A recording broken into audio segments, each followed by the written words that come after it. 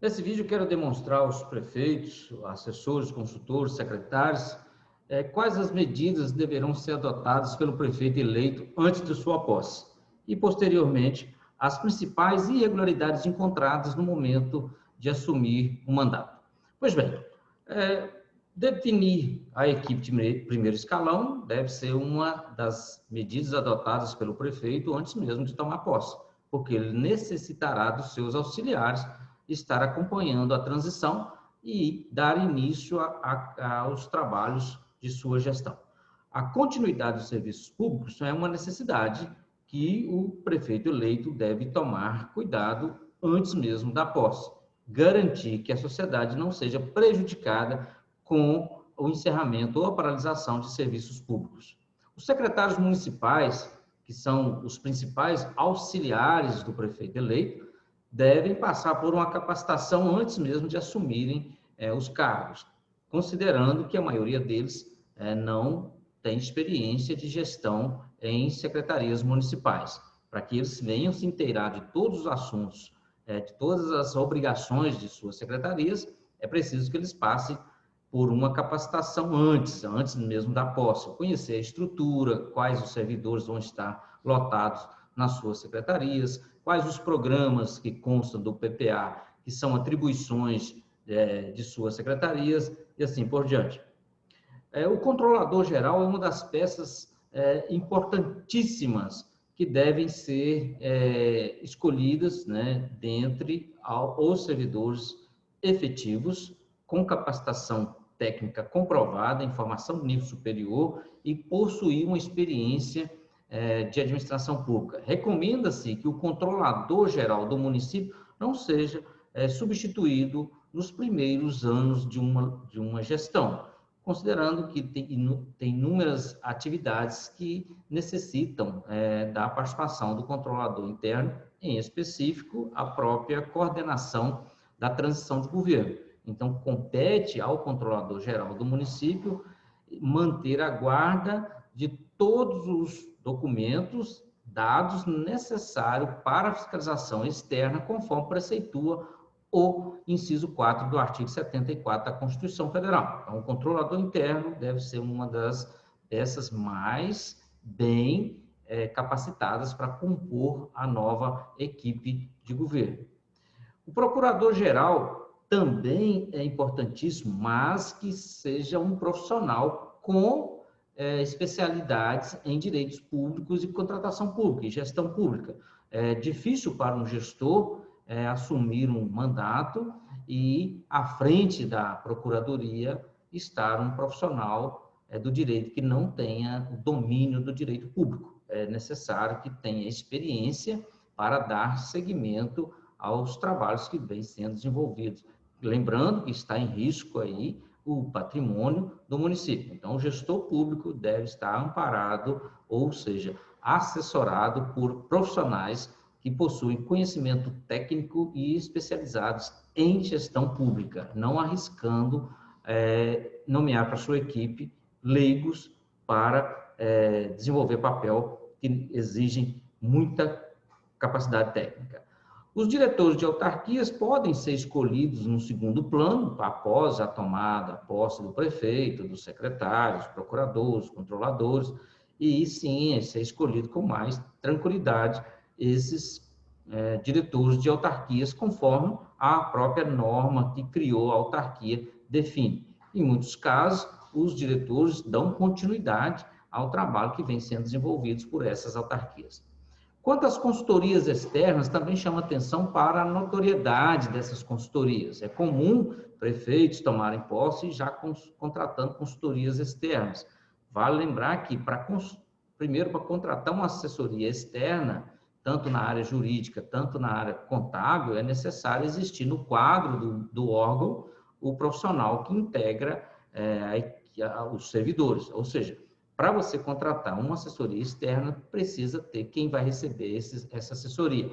E também a questão da notoriedade. Não se contrata uma assessoria externa que não comprova notoriedade, ou seja, que tenha mais capacitação do que aqueles servidores que já estão no quadro do órgão. Portanto, cuidado ao escolher consultorias principalmente quando não ficar comprovada a notoriedade dos profissionais que a integram. Então, chama-se atenção para que seja comprovada essa notoriedade.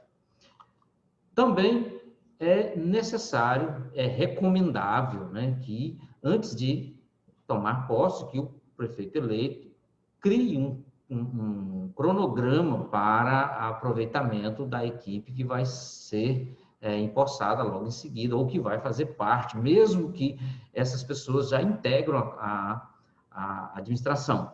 É preciso passar por uma capacitação, é preciso passar por uma orientação para que a equipe fale a mesma língua, para que a equipe venha atender os objetivos do gestor. Então, é preciso reuniões periódicas, cronograma de capacitação, para que quando chegar o dia de colocar em prática a execução do governo, do novo governo, não venha com aquela história, o que eu vou fazer, eu não sabia que era assim, eu pensei que fosse assim, e, de certa forma, criando uma carga de responsabilidade muito grande para o gestor. Os secretários devem possuir autonomias para resolver os problemas de suas secretarias e trazerem resultados para o gestor. Secretários que não decidem, secretários que dependem da palavra final do prefeito, não está auxiliando o prefeito como dispõem as leis orgânicas. É necessário que, antes da posse, o prefeito crie um cronograma dos primeiros dias de gestão. Geralmente, esses dias são baseados em 100 dias de administração, para colocar, né, os serviços essenciais para funcionar, tais como, né, unidade de saúde, em alguns casos, pronto atendimento, com escala de médicos e profissionais da saúde. É necessário que esteja definido um cronograma, inclusive restabelecendo serviços essenciais, serviços que, às vezes, durante, né, a campanha, verificou sua deficiência. Então, é preciso verificar condições, custo, atitudes necessárias para colocar esses serviços em funcionamento.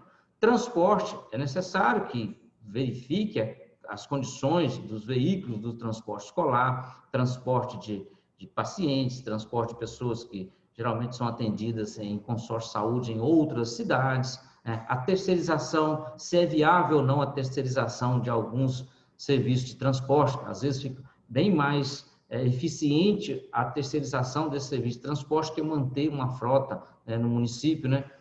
Algumas reformas de veículos e máquinas são necessárias, considerando que o desgaste, a depreciação, então é necessário que se faça uma reavaliação desses bens, verificando a possibilidade de sua recuperação ou não. Então, é preciso que tenha laudos desses veículos, dessas máquinas, atestando se eles estão em condições de uso, se não estão em condições de uso, se realmente é necessário uma alienação e aquisição de outros bens para substituí-los.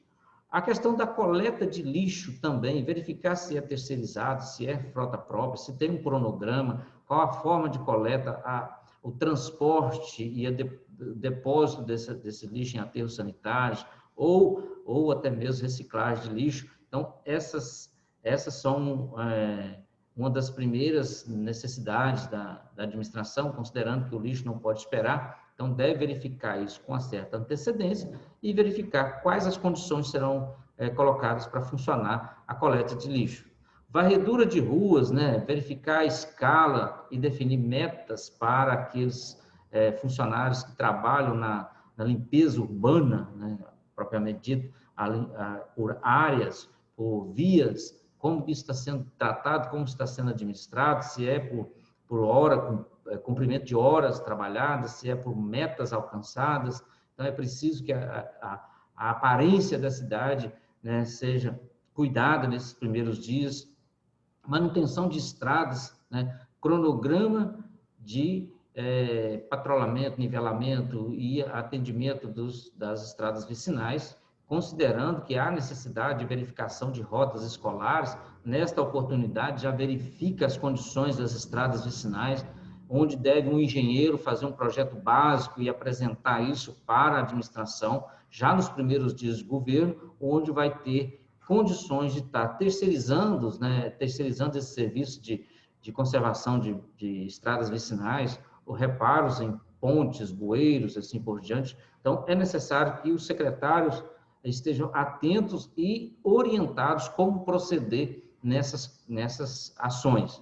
A manutenção de reforma de escolas e frota de transporte escolar, né, definindo planilhas de custos para cada escola, isso também deve ser feito acompanhado de engenheiros, né, arquitetos. O secretário da Educação ele tem que estar preocupado com o calendário escolar, como isso vai proceder em momentos como estamos passando em 2020, 2021, tempos de pandemia, como isso vai ser trabalhado, como isso vai ser administrado, qual a frota existente, qual a necessidade de frota, como vai ser terceirizado o transporte escolar, né? As escolas estão em condições de receber esses alunos, segurança, né? Questões de físicas, tecnológicas, isso tudo é obrigação do novo secretário de Educação que vai assumir. Outra ação que deve ser tomada pelo prefeito ao tomar posse em relação às padronizações de pinturas dos prédios públicos, né, de vias públicas, né, inclusive fazer com que tenha uma marca da administração, tomando cuidado com essa marca para não criar novo símbolo, porque o município não tem essa autonomia para criar símbolos além dos já existentes, como o hino, a bandeira e o brasão, mas que este símbolo, que esta marca seja padronizada, que possua um manual de identidade visual, que as cores sejam adequadas às cores da bandeira do município e que venha plotar todos os bens públicos, inclusive a frota, identificando a lotação dos veículos, das máquinas, de forma que possam ser identificados por qualquer pessoa, né? É bom que se padronize os prédios públicos com pinturas adequadas, né, à identificação. Então, é um trabalho que deve ser feito logo no início do mandato para realmente mostrar por que o novo governo. Criar padronização de prédios públicos, inclusive com placas identificando as placas, para que serve, né? onde presta determinado serviço, telefone, meios de contatos, assim como a legislação exige. Inclusive, programar as compras e licitações, aprovando o plano anual de contratação. O governo federal já utiliza, é uma ferramenta excepcional. Então, para que não ocorra tumulto nas compras e licitações, que venha trazer muito trabalho no início de mandato para as comissões de licitações, pregoeiros e área de compras, que programe para todo o exercício a realização dessas licitações, sem estar tumultuando o trabalho, sem colocar em risco, né, a legalidade, a legitimidade dessas licitações. Então, o plano anual de contratação, ele é essencial para que não ocorra tumulto durante o exercício nas compras e licitações. Também é bom deixar claro que esta é a obrigação da Secretaria de Governo ou Administração, conforme for o caso. Então, cabe à Secretaria de Administração uma posição hierárquica superior às demais, e quando ela tem a obrigação de dar condições, né, às demais secretarias de estarem funcionando. Então, é bom que, ao escolher o secretário de administração, que o prefeito tenha consciência que ele deve escolher um gestor, e não um agente político, e sim um gestor, porque ele tem várias responsabilidades a dar conta, dentre elas, licitações, recursos humanos, patrimônio, e assim por diante. Então, cabe ao secretário de administração essa posição hierárquica superior às demais secretarias, porque tudo que é comum a todas as secretarias, cabe a ele estar realizando termos de referência, projeto básico, como combustíveis, manutenção de frota, serviço de internet, consultorias, né, material de expediente, material de limpeza, tudo isso que é comum a todas as secretarias, compete ao secretário de administração estar providenciando as licitações, ou seja, os atos preparatórios para a licitação. Então, fica aí a dica. Bom, para o prefeito e os agentes políticos que vão tomar posse, alguns procedimentos para que a posse dos agentes políticos ocorra de forma tranquila e regular. Então, no dia da posse, o prefeito não tem que se preocupar com muita coisa, porque o que ele vai receber são informações que poderão ser conferidas, ou seja, posterior conferência, deve ser a ressalva que está nos documentos. Os documentos que ele vai receber vai ser o termo de conferência de valores em caixa e equivalência de caixa, que vem assinado pelo secretário da Fazenda, vem assinado pelo contador, indicando o número de registro desse profissional, né, e do prefeito que está deixando o cargo. É bom que o prefeito que está recebendo esse termo de conferência, ele coloque uma ressalva. Ressalva-se posterior conferência. E esses valores poderão sofrer pequenas alterações devido às informações bancárias que poderão estar sendo efetivadas após o dia 31 de dezembro. O termo de posse, né, a Procuradoria do município pode estar auxiliando nisso, o termo de posse é lavrado na Câmara de Vereadores, onde vai ser expedido após a posse do prefeito e assinado pela mesa diretora. E esse termo de posse é importante para que seja levado ao banco para o prefeito estar fazendo os cartões de assinatura, assim como cópia da ata de posse. Declaração de bens, os agentes públicos, prefeito, vice-prefeito, vereadores que vão tomar posse, devem de forma prévia entregar na Secretaria-Geral da Câmara uma declaração de bens. E terão que fazer isso quando estiver deixando o cargo também. Então, a lei orgânica deve disciplinar isso. Então, a declaração de bens deve ser entregue de forma prévia, assim como cópia também do diploma, né, da Justiça Eleitoral, inclusive também documentos pessoais e comprovante de endereço, para que possa ser cadastrado nos bancos de dados da Câmara de Vereadores. Termo de recebimento e entrega da Prefeitura também deve vir acompanhado de algumas informações, tais como chaves, documentos, certificados digitais, tokens e uma série de outras informações que a equipe de transição pode providenciar para que no dia da cerimônia de posse não tenha nenhum transtorno. Lembrando, ressaltando, ao tomar posse, recomenda-se que o prefeito, ao tomar posse, ele esteja acompanhado de um profissional, seja ele da contabilidade, ou seja ele do direito, que tem experiência em gestão pública, que possa conferir essa documentação e, de posse, fazer o exame posterior à conferência de dados. Bom, outro ponto que eu chamo a atenção de alguns gestores ao tomarem posse é o cuidado com as chamadas auditorias. Eu quero auditar tudo, eu quero auditar, porque quero demonstrar erros, eu quero mostrar que realmente recebi a prefeitura sim, e alguns até alegam que para ocorrer a auditoria e que para que tome posse das informações é necessário fechar a prefeitura, ou seja, a prefeitura não vai ter expediente. Senhor prefeito, não faça isso, né? Obedeça o princípio da continuidade dos serviços públicos. A auditoria é uma prerrogativa inicial da Controladoria Geral do município. Então, para contratar uma auditoria externa, o controlador geral do município tem que declarar a sua incapacidade de realizar esse trabalho de auditoria. Porque se contratar alguém com a mesma capacidade técnica do controlador para realizar a auditoria, corre o risco de estar contratando de forma irregular, ou seja, onde está comprovada a notória especialização, né, a singularidade do serviço de auditoria. Cuidado com esses atos, porque não são recomendáveis que sejam feitas auditorias com a prefeitura fechada. É recomendável, sim, que a equipe de transição faça um relatório, esse relatório seja apresentado para a controladoria, esse relatório seja entregue uma cópia à Câmara de Vereadores, que é a titular da fiscalização externa, né? A Câmara tem que ter ciência disso. Caso seja necessário auditorias específicas ou setoriais, dê essa determinação à controladoria. Caso a controladoria se manifeste incompetente para fazer esse tipo de auditoria, aí sim poderá a controladoria solicitar a contratação de uma auditoria externa com conhecimento notório sobre a matéria a qual será auditada. Lembrando, em posse de um relatório de auditoria, a autoridade competente tem a obrigação de tomar as providências necessárias para não ser corresponsável.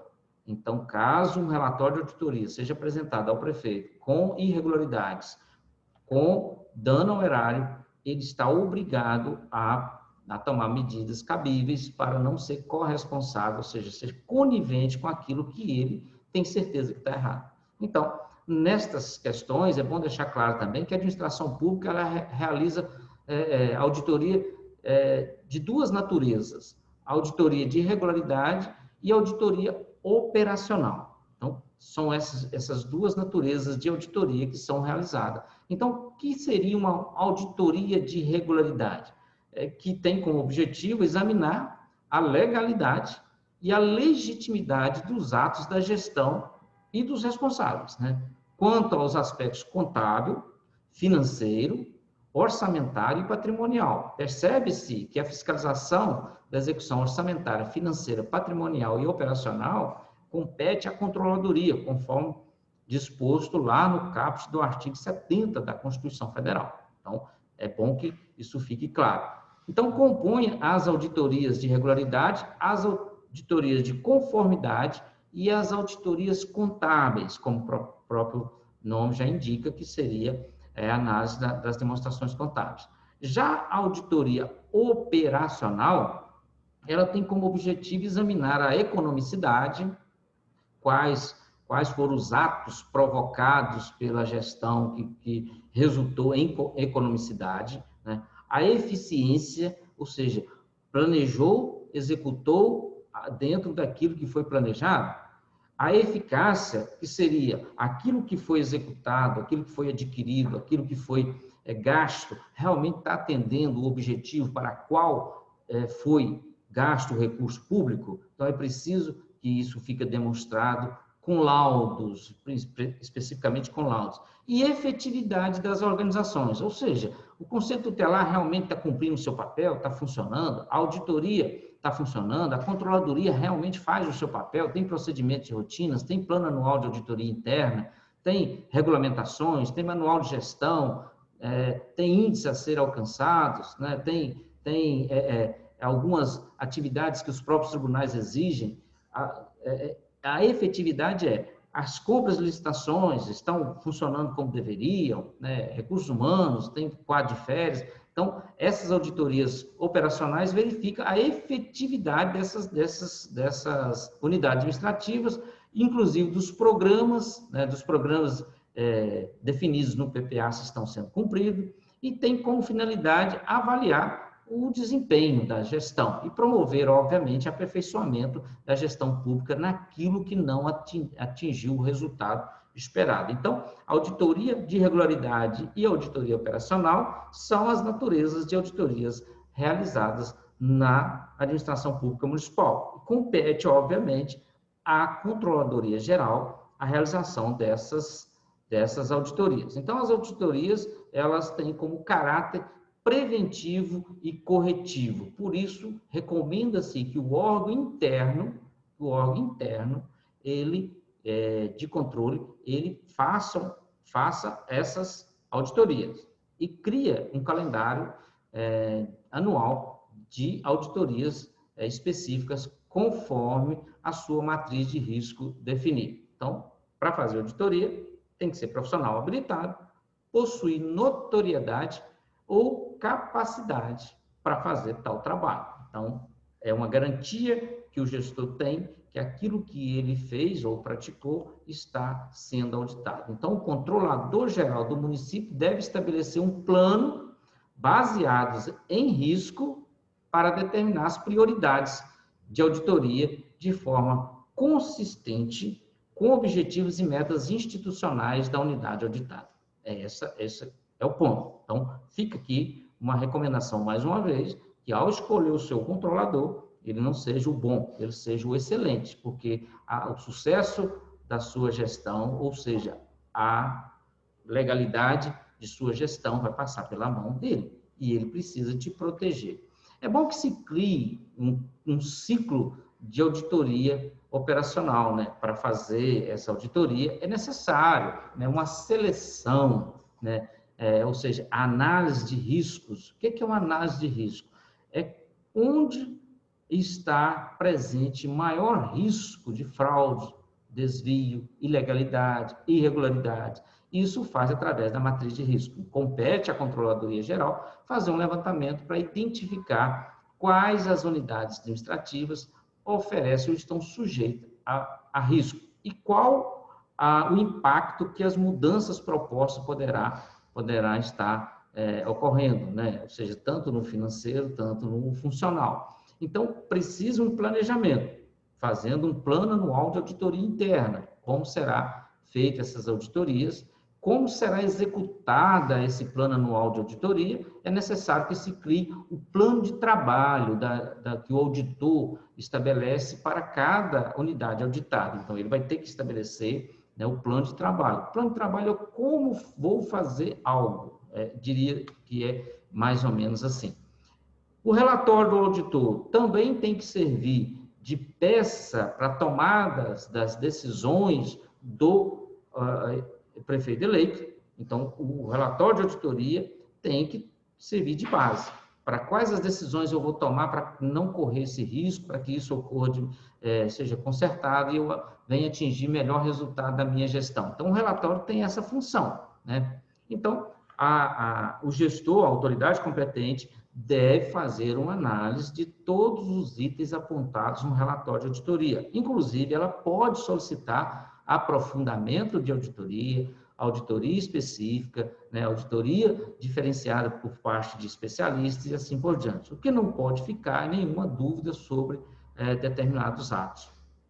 Também deve passar por análise jurídica esse relatório de auditoria, porque, de repente, tem responsabilidades a serem apuradas, existem responsabilidades de algumas pessoas, né, que deu causa a algum ato, então deve sim passar pelo crivo obviamente, da assessoria jurídica ou da procuradoria jurídica, esses relatórios de auditoria. E, por fim, os relatórios de auditoria devem ser publicados, né? Porque o cidadão tem direito de saber quais as medidas foram adotadas para sanar aquelas irregularidades encontradas, ou possíveis irregularidades, ou como se chegou àquele resultado através da auditoria. Então, deve ser publicado. Onde? No portal de transparência, né? Em aba específica da Controladoria Geral do município, né? Conforme algumas orientações de tribunais. Claro, verificado, obviamente, em relatório de auditoria, que houve alguma falha, algum erro, isso deve ser corrigido. E, sendo corrigido, também deve ser demonstrada a correção. E qual o benefício que trouxe com essa correção? Qual a melhoria da qualidade do serviço público foi alcançada? Né? Ou economia de recursos, economia de questões orçamentárias, financeiras, e assim por diante. Então, um ciclo de auditoria operacional deve ser estabelecido pela Controladoria. Bom, aí sim, o prefeito vai tomar posse. Ao tomar posse, vamos aqui, de acordo com a nossa experiência de alguns anos na administração pública, vamos trazer umas dicas em relação ao ato de posse e, principalmente, as irregularidades encontradas na transição de governo municipal. Ao longo dos anos, nós detectamos várias falhas, né, na transição de governo. Então, já encontramos de tudo que se possa imaginar. Prefeitura sem energia, sem computadores, né, sem documentos, sem banco de dados, sem sistema funcionando. Já encontramos de tudo isso ao longo dos anos que nós passamos pela administração pública. No entanto, de uma década para cá, isso mudou muito. Mudou com a alteração da Lei de Responsabilidade Fiscal, especificamente lá no seu artigo 48, a Lei 12.527, que é a Lei de Acesso à Informação Pública de 2011, né, e inúmeras outras normas que foram editadas que estão garantindo uma regular transição de governo. Então, uma das irregularidades que a gente encontra em transição de governo quando não tem a responsabilidade é a inexistência de banco de dados, ou seja, não se localiza backup de banco de dados. Nós temos agora a Lei Geral de Proteção de Dados, tá? É bom que se venha se inteirar quais são as regras para atender a Lei Geral de Proteção de Dados, especificamente a regulamentação por parte do município, né? Então, é preciso que fique bem claro, nos termos do artigo 74 da Constituição Federal, que a responsabilidade por manter o backup de todo o banco de dados do município é do controle interno, em nuvem, em local seguro, onde ele tem acesso. Então, esses arquivos eletrônicos, backups, tudo é responsabilidade do controlador geral do município. Então, ele tem que tomar cuidado para estar passando ao novo gestor estas informações.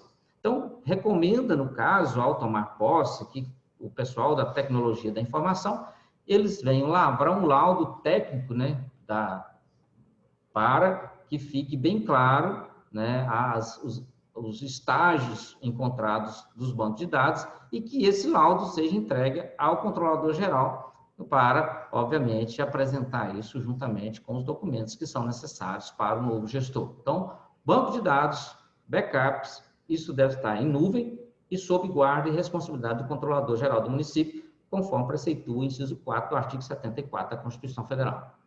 Os sistemas, é muito comum a prefeitura utilizar sistemas, e sistemas são integrados, né? Nós temos, desde 2010, a obrigatoriedade desses sistemas serem integrados. Então, existem licenças, né, que o município possui com empresas que possuem o executável, né? Ou seja, eles permitem que a prefeitura tenha o executável desse sistema. Então, é preciso que antes mesmo da posse, a equipe de transição, né, venha citar as empresas de sistemas que os sistemas deverão estar funcionando de forma satisfatória até a realização de nova licitação ou migração de dados para outro sistema, caso o contrato venha a se encerrar em 31 de dezembro. Então, não poderá o município ficar sem os sistemas integrados funcionando. Isso deve ser tomado cuidado na transição, para que não ocorra o fato de não ter sistema funcionando. Isso já ocorreu muitas vezes. Também é comum o gestor que está deixando não passar para os gestores que estão chegando senha, chave de acesso no sistema, no site, nas instituições financeiras, incluindo aqueles certificados digitais. É preciso que a comissão ou a equipe de transição verifique, né, com o controlador, né, da necessidade de manter essa senha sob responsabilidade e ser informado ao novo gestor, que providenciará novas senhas imediatamente, e assim sucessivamente. Inclusive, junto ao Tribunal de Contas também é necessário. Outra dor de cabeça encontrada pelo secretário da Saúde é a falta de documentação de veículos, né, inclusive os veículos da própria saúde e outros veículos também da administração. Não encontra-se chaves, não se encontra responsáveis, não se encontra documentos, não se encontra, né, às vezes os veículos estão com multas, sem licenciamento atualizado. Na transição, é necessário deixar bem claro, por força do artigo 96 da Lei 4.320, cada veículo possui o seu administrador, que é aquele que autoriza a sua utilização, e possui o seu responsável lá no cadastro de bens. O responsável é quem tem a guarda dos veículos. Então, é preciso que isso seja tratado com bastante responsabilidade. A frota deve estar limpa, abastecida, com manutenção em dia e documentação regular, para que possa ser utilizada pela administração em 1º de janeiro. Bom, é também comum, né, a falta de licitações para materiais básicos, né, como combustíveis, materiais de consumo, medicamentos. Então, hoje, a maioria dos municípios adotam o registro de preço. O registro de preço é um instrumento que vem facilitar a gestão municipal, onde cria uma expectativa de compra e com ata de registro de preço que podem ter vigência de até 12 meses. E, inclusive, pode passar de um exercício para outro. Então, a equipe de transição vai ter que verificar se existe atas de registro de preços para esses produtos e serviços ainda em vigência, para dar continuidade. Se não tiver, é necessário que tome providências imediatas para licitar, para que possa ter aquisição desses produtos logo no início do governo, para que não possa ter aí a necessidade de estar paralisando. Pode dar início a um processo de licitação para ser homologado em 2021, como por exemplo, a abertura de processo licitatório só pode ser iniciada se tiver definição de recursos orçamentários. Lembrando que o prefeito atual não pode homologar um processo que venha gerar responsabilidade para o seu sucessor. No entanto, a ata de registro de preço, ela é possível, sim, né, ser utilizada de um exercício para outro. Então, é preciso, sim, estar verificando a existência de atas de registro de preço para dar sequência a esses produtos, né, e serviços necessários. Obras inacabadas é outro também ponto importante. Obras inacabadas, lembrando que cada obra tem um contrato e esse contrato tem um fiscal. Quem deve ser consultado de informações dessas obras são os fiscais, por força do artigo 67 da Lei de Licitações. Então, deve chamar cada fiscal para que traga um relatório do grau de execução dessas obras. Recomenda-se à área patrimonial que faça tombamento de todas as obras em andamento, que isso fique registrado no balanço patrimonial. Claro que esse valor de tombamento está baseado no valor de construção desta obra. Todas as obras devem passar por laudos de engenheiros para verificar o seu cronograma físico-financeiro, como está sendo executado, quem são os responsáveis pelos contratos, quem é o gestor do contrato, quem é o fiscal do contrato. Lembrando que, caso o fiscal do contrato deixe, né, a administração, ele tem que apresentar relatório circunstanciado da execução daquele contrato. A equipe de transição não pode abrir mão de estar exigindo esse relatório do fiscal de contrato de obras. Pois bem,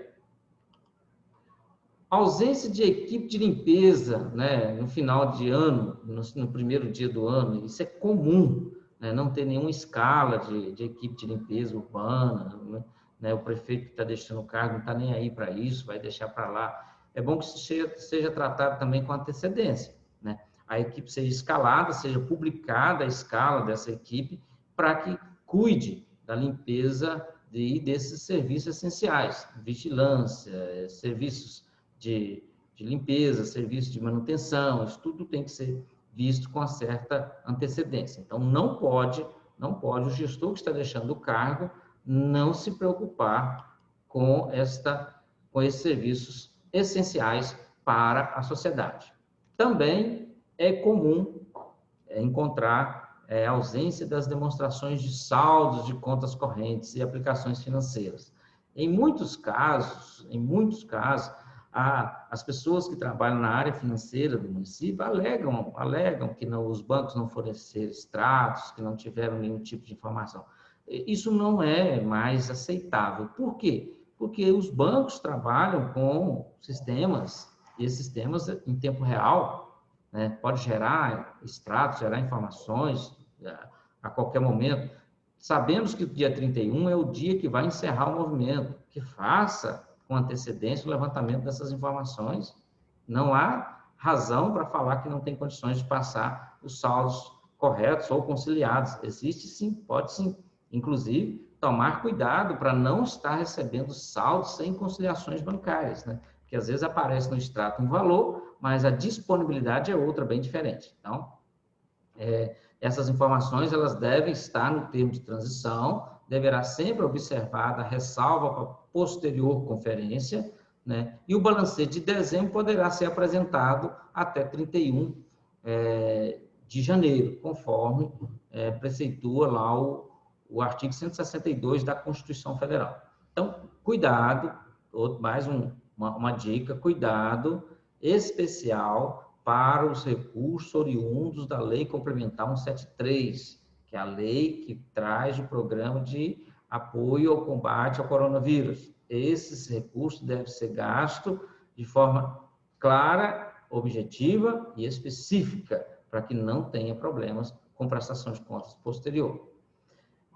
Costuma também não ter nenhuma definição de plantões, né, da área de saúde em relação aos profissionais específicos. Solicitar na transição, né, na transição de governo, que seja informada a equipe que será designada para cuidar desse serviço específico. Se necessário, prorrogar contrato por mais 30 dias para aqueles profissionais que têm o contrato encerrando em 31 de dezembro.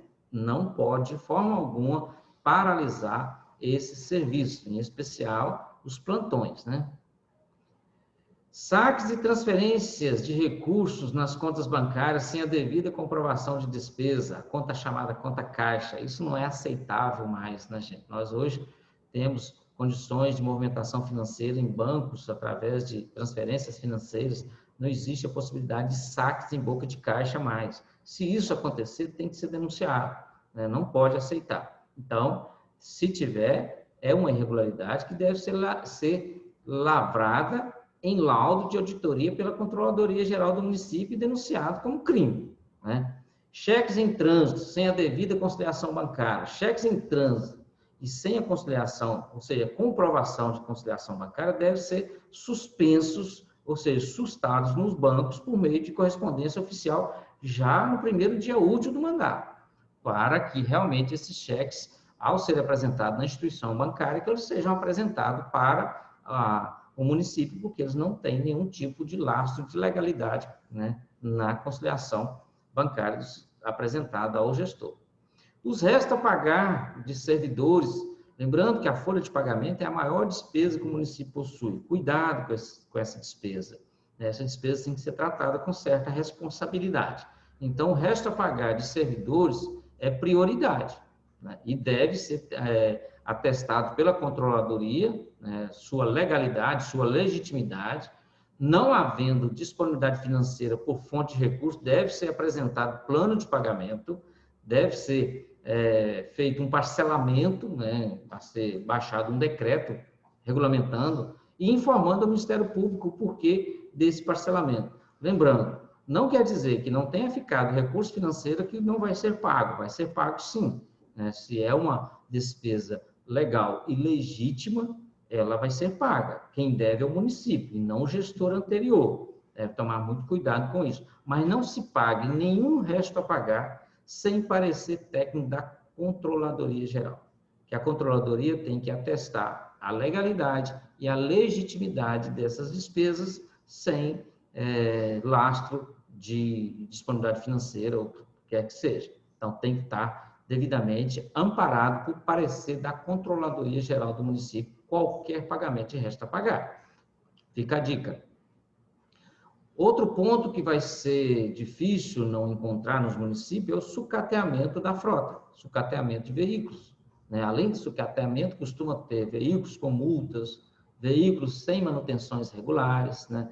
Isso é comum. Então, é preciso que tenha o cuidado de emitir um laudo sobre o estado de todos os bens móveis, principalmente denominados veículos, né? Máquinas pesadas, e assim por diante. Caso verifique que tenha sido causado dano a esses bens, deve ser comunicado à Controladoria Geral, que, por sua vez, tomará as providências necessárias para responsabilizar aqueles que deram causa, né, ao dano, e, inclusive, informando ao Tribunal de Contas, se for necessário, até representar junto ao Ministério Público para tomar as devidas providências.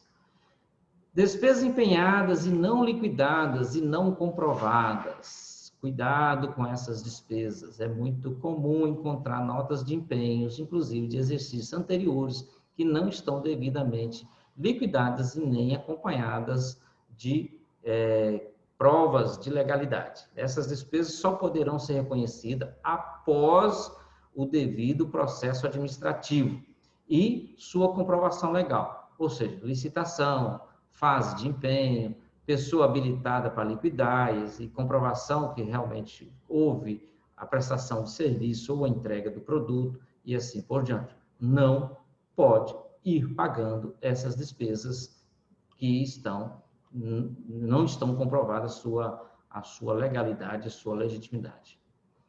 Outro ponto comum também é o não repasse das obrigações patronais ao Instituto de Previdência, seja ele o Instituto Geral de Previdência, ou seja, o próprio. Então, é preciso que comprove o recolhimento das contribuições previdenciárias patronais, né? Então, caso isso não tenha ocorrido, vale que cabe denúncia, né? Viabilizar o parcelamento também e fazer a denúncia do gestor anterior que não fez com que cumprisse com essa obrigação das contribuições previdenciárias. Tomar cuidado com as chamadas apropriações indevidas, né, de processos, documentos, arquivos. Tem muitos profissionais que, ao deixar, né, a administração, levam consigo alguns equipamentos, documentos. Então, é bom que isso não ocorra. Isso tem que ficar claro. Nenhum documento contábil ou administrativo ele sai da sede do município. Ele permanece na sede do município. Não permita que esses documentos sejam retirados, né? Então, no caso que venha a ser detectado, né, vamos aí invocar o disposto no artigo 48 da Lei de Responsabilidade Fiscal, conjugado com o artigo 162 da Constituição Federal e a Lei 2.527, que é a Lei de acesso acesso à informação pública, que deve garantir a qualquer pessoa que queira ter acesso às informações, elas estão no portal da transparência. Então, por aí, o prefeito já viu que alguns problemas podem ser encontrados na posse, mas existe ainda aquelas atitudes que o prefeito deve tomar após a sua posse. Então, tem os procedimentos que o prefeito deve tomar após a sua posse.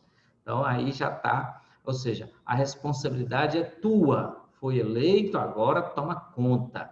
Uma das primeiras informações que o prefeito eleito precisa ter é a estrutura organizacional, a lei de estrutura organizacional da prefeitura, para ele saber quais as unidades administrativas existem e quais são os serviços públicos que essas unidades administrativas devem produzir. E aí, sim, destacando na estrutura organizacional, nós não estamos falando de organograma. O organograma é onde tem o prefeito e a hierarquia, né, prevalece, ou seja, manda quem pode, obedece quem tem juízo. A estrutura organizacional, as unidades administrativas se encontram em mesmo nível, onde estão interligadas, ou seja, elas interagem, né, com a finalidade de cada um exercer o seu papel e na ponta está o usuário do serviço público, que é o cidadão, que tem todo o direito. Nesta estrutura organizacional, deve verificar-se, né, a Procuradoria-Geral, né, que conta lá com o corpo técnico-jurídico, assessoria jurídica, assim por diante. A Controladoria-Geral, ela deve estar de forma independente, ela deve possuir uma independência funcional, e dentro da Controladoria Geral do município tem as subunidades administrativas, como a ouvidoria, transparência, auditoria e assim por diante. E as secretarias municipais, de acordo com a realidade de cada município. Então, a estrutura organizacional, ela é que dá condições de identificar quais as unidades administrativas existem, quais os serviços públicos cada uma delas produzem. A lotação de servidores são feitos de acordo com a estrutura organizacional e a distribuição de recursos orçamentários também é feita de acordo com a estrutura organizacional. Então, é uma peça essencial para o gestor conhecer e, obviamente, tomar as decisões que são necessárias para o efetivo exercício das suas ações.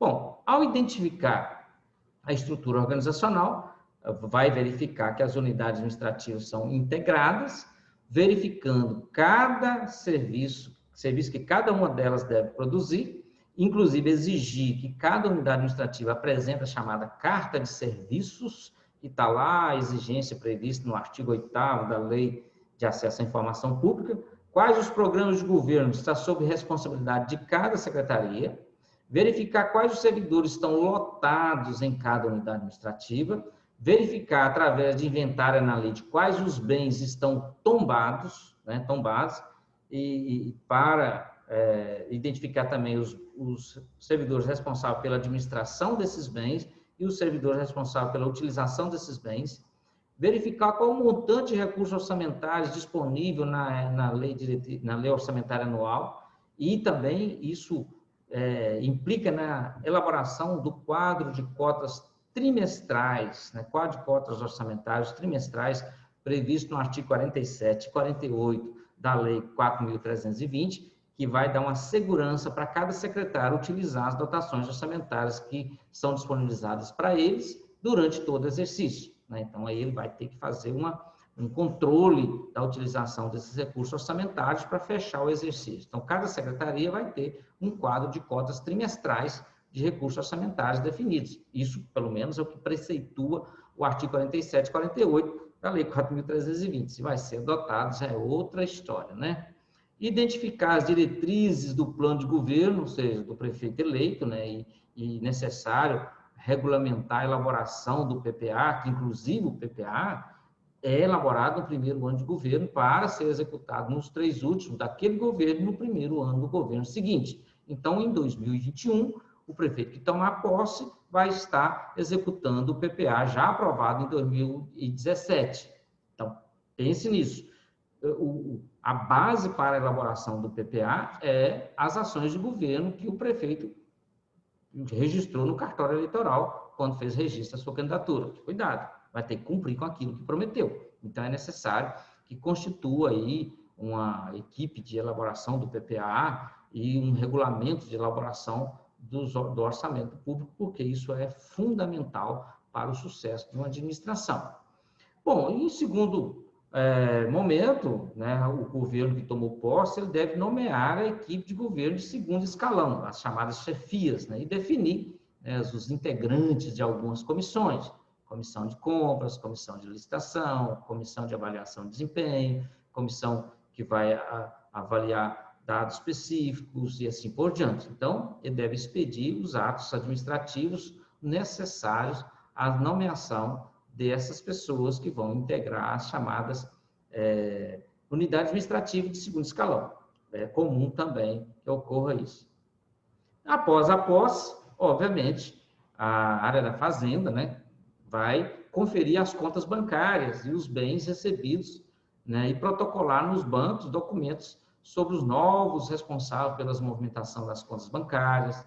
Se for necessário sustar cheques, que faça, que não foram conciliados, então, para ir ao banco, o prefeito e o secretário de Finanças, que vão ter as suas assinaturas, né, registradas, deve levar o ato de posse, que é o termo de posse, né, do prefeito, com cópia do diploma da Justiça Eleitoral, documentos pessoais, atos de nomeação dos demais responsáveis, tesoureiros, secretários, assim por diante, que vão assinar em conjunto, né, e outros documentos exigidos pelos bancos, né, a ata de posse, termo de posse, assim por diante. Então, cada banco vai ter uma lista de documentos que vai exigir desses gestores.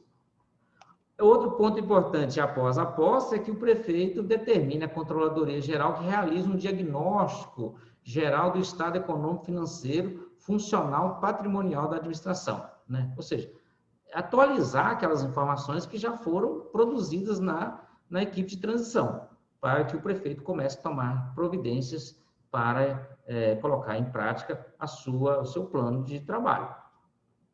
Também, após a posse, o prefeito deve garantir os contratos com aquelas empresas que fornecem bens e serviços essenciais, né, a continuidade dos serviços públicos, até providenciar novos processos de contratação de fornecedores, como combustíveis, né, verificar se o contrato está encerrando em 31 de dezembro, se ele vai estar em vigor, porque a frota precisa funcionar.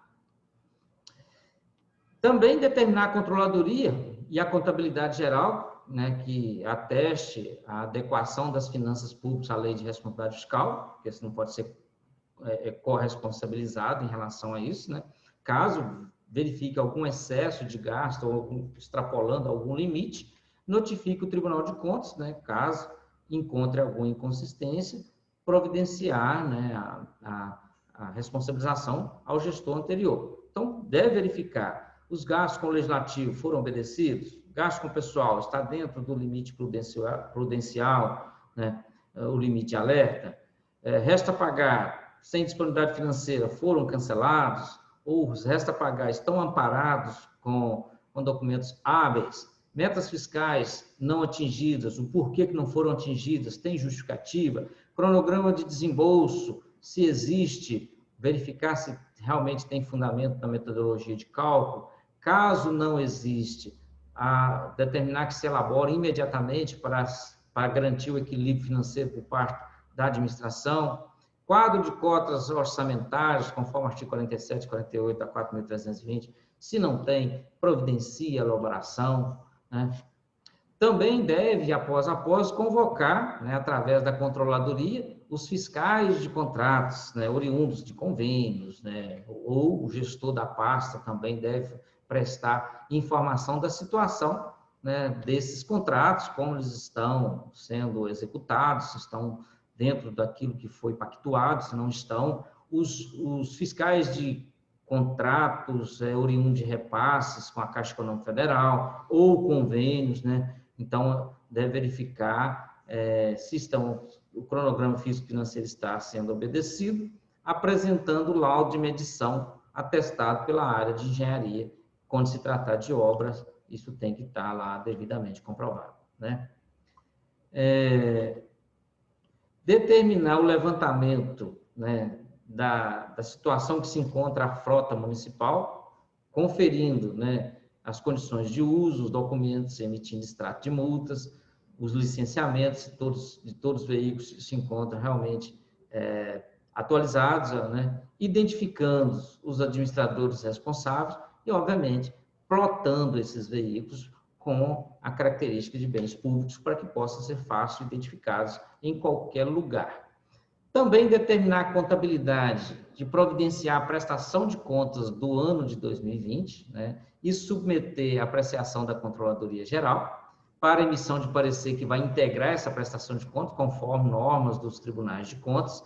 Lembrando, o prefeito que tomou posse é o responsável por apresentar a prestação de contas, mesmo os atos de gestão sendo do gestor anterior. Então, o prazo para a prestação de contas deve ser obedecido, né, em cada estado, lembrando que geralmente é 30 de março o limite máximo a apresentar a prestação de contas. A prestação de contas deve ser apresentada ao Tribunal de Contas em meio eletrônico e formal à Câmara de Vereadores e à Controladoria. Lembrando que a Controladoria tem que receber essa prestação de contas com antecedência para emissão de relatório de auditoria que vai ter conclusão sobre as contas apresentadas, que vão ser apresentadas. Então, o controle interno deve emitir parecer sobre as contas anuais apresentadas, né?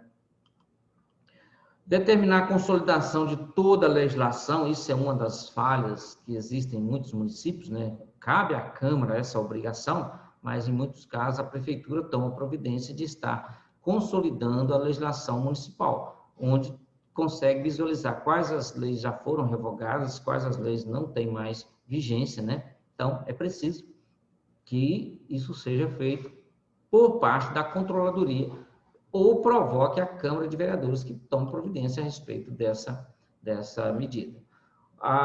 O gestor deve também, após a posse, determinar a Controladoria Geral do município que mantenha o portal da transparência e o acesso à informação pública atualizados, atendendo plenamente a legislação, inclusive trazendo o nome dos novos gestores responsáveis pelas secretarias, né? Também o prefeito deve determinar a Secretaria Municipal de Administração que faça levantamento da necessidade de todo o material, né, de expediente necessário para o seu funcionamento e funcionamento das demais unidades administrativas, né, para providências, né, de licitações, elaboração de termo de referência, né, e licitação para registro de preço, de forma que possa atender a todos as demais unidades administrativas. Também o prefeito, né, o gestor, deve baixar ato de responsabilidade aos profissionais específicos e habilitados pela elaboração dos atos preparatórios que integram a fase interna do procedimento de licitação, né, como a unidade requisitante é a unidade interessada, que deverá contar com auxílio dos profissionais especializados, tais como engenheiros, farmacêuticos, odontólogos, mecânicos, pedagogos, advogados, contadores, nutricionistas e outros, né, especialistas para a descrição dos serviços e produtos, cotação, balizamento de preço, inclusive integrar a CPL no dia do julgamento dessas licitações e tem preferência para ser os fiscais dos contratos com esse objeto. Então, não pode casos específicos serem as licitações julgadas somente por 3 membros. No caso, por exemplo, medicamentos, deve integrar a comissão de licitação no dia do julgamento, obviamente, o farmacêutico, né? O bioquímico. Então, terão esses profissionais, né, a responsabilidade para fazer as descrições técnicas dos produtos e serviços com uma cotação que vai integrar o termo de referência em forma de anexo. Projeto básico também vai integrar a CPL no dia do julgamento, conforme o caso, terão preferências, né, na execução desses contratos, na fiscalização desses contratos desses profissionais, e eles obrigatoriamente devem fazer parte da CPL no dia do julgamento desses produtos e serviços específicos. Então, todos os atos preparatórios da licitação, depois de organizado pela unidade requisitante, serão submetidos à aprovação da autoridade competente, ou seja, quem ordena a despesa, né? Sendo corresponsável pelos atos, os seus autores, né, de atos preparatórios para a licitação. Mas é preciso que o prefeito baixe uma regulamentação, obedecendo lá os artigos 115 e 118 da Lei de Licitações, onde vai regulamentar o rito processual, né? E aí o prefeito está se resguardando de algumas responsabilidades, né? Então, todos os atos de preparatório de licitação, obviamente, devem ser preparados pela unidade requisitante. Também o chefe do executivo deve criar um calendário regular de reuniões administrativas com seus secretários, obviamente, né? Com regras, né, bem definidas, dias e horários, para análise de providência adotados para solucionar problemas de gestão. Cada reunião deve ter um coordenador designado a cada secretário 15 minutos para relatar suas ações de pasta com direito à réplica, né? Ou até uma parte, se for o caso. Mas equipe de governo se reúne, equipe de governo conversa, equipe de governo diverge, mas tem que achar solução para o problema, né? Então, também, outra função bem difícil para o prefeito é designar atribuições ao vice-prefeito, né? Como, por exemplo, representá-lo nas reuniões da Câmara, se inteirando do assunto, se inteirando da tramitação de projetos de lei na Câmara de Vereadores, né?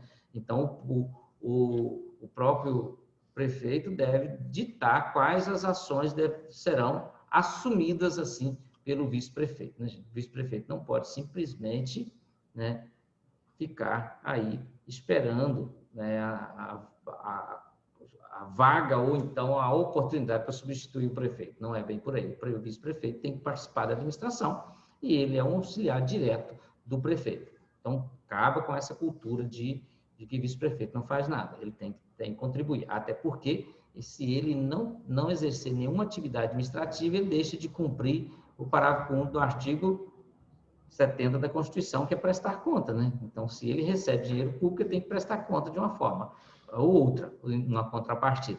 Pois bem, então são inúmeras outras medidas que o prefeito, ao tomar posse, deve tomar, que a gente vai estar trazendo aqui para aqueles que têm interesse na administração pública municipal. Eu peço que nos sigam lá nas nossas redes sociais, no Instagram, no LinkedIn, Facebook, nosso canal no YouTube, né? youtube.com/Grupo Logos, ou então Milton Mendes Botelho, estarei lá contribuindo com a administração pública naquilo que for possível. Até uma próxima oportunidade.